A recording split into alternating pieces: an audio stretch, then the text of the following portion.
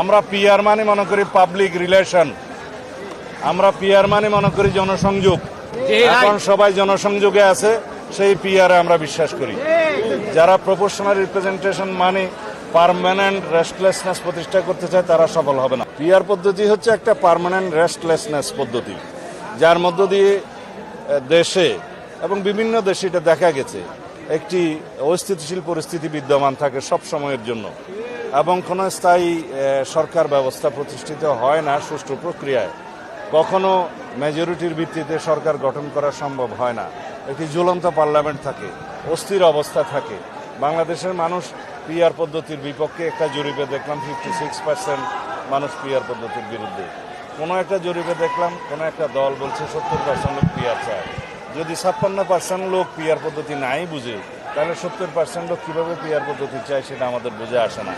আমরা ধর্মীয় মূল্যবোধে বিশ্বাসী একটি দল। আমাদের রাজনীতি সমন্বয়ের রাজনীতি। বাংলাদেশের এই ভূখণ্ডে সমস্ত জনগোষ্ঠীকে নিয়েই বাংলাদেশি জাতীয়তাবাদের ভিত্তিতে আমরা রাজনীতি করি। আমরা ধর্মের ভিত্তিতে রাজনীতিতে কোনো বিভাজন চাইনি, চাই না, করব। সুতরাং বাংলাদেশের এই ভূখণ্ডের মধ্যে সকল ধর্ম বর্ণের, সকল গোত্রের, সকল ভাষাভাষীর, সকল সংস্কৃতির মানুষকে নিয়ে একটা সমন্বয়ের রাজনীতি বাংলাদেশ জাতীয়তাবাদী দল করে, এবং এর অংশ হিসেবে আমরা বাংলাদেশের সকল মানুষকে নিয়ে ঐক্যবদ্ধভাবে একটি সুষ্ঠু গণতান্ত্রিক চর্চা করতে চাই। বিশেষ করে 2024-এর গণ অভ্যুত্থান পরবর্তী সময়ে এই দেশের জনগণের প্রত্যাশা, শহীদের প্রত্যাশা এবং আকাঙ্ক্ষা অনুযায়ী আমরা একটি শক্তিশালী গণতান্ত্রিক রাষ্ট্র বিনির্মাণ করতে চাই। রাষ্ট্র কাঠামো সংস্কারের মধ্য দিয়ে, গণতান্ত্রিক সংস্কারের মধ্য দিয়ে জনপ্রত্যাশা অনুযায়ী আগামী দিনে একটি শক্তিশালী গণতান্ত্রিক রাষ্ট্র প্রতিষ্ঠা হবে। এই লক্ষ্যে আমাদেরকে আগামীতে বাংলাদেশে একটি জাতীয় সংসদ নির্বাচনের জন্য সবাইকে অংশগ্রহণ করতে হবে।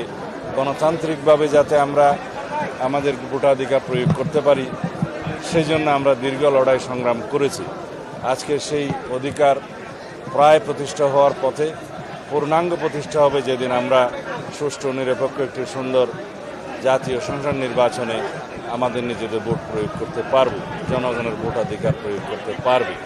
সেই জন্যই আমরা প্রতিনিয়ত সবাইকে আহ্বান জানাচ্ছি, আগামী জাতীয় সংসদ নির্বাচন হবে বাংলাদেশের গণতন্ত্রের পূর্ণাঙ্গ প্রতিষ্ঠার জন্য একটি সফল পরীক্ষা।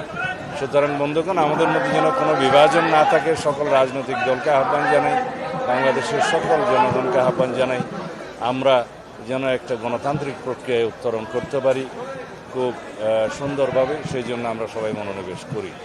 আমরা অবশ্যই স্বীকার করব বাংলাদেশের সকল জনগণ এখন নির্বাচনমুখী। বাংলাদেশে এখন নির্বাচনের আমেজ চলছে, আবহাওয়া চলছে। সকল প্রার্থীরা, সম্ভাব্য প্রার্থীরা এবং জনগণ ভোটের জনসংযোগে আছে।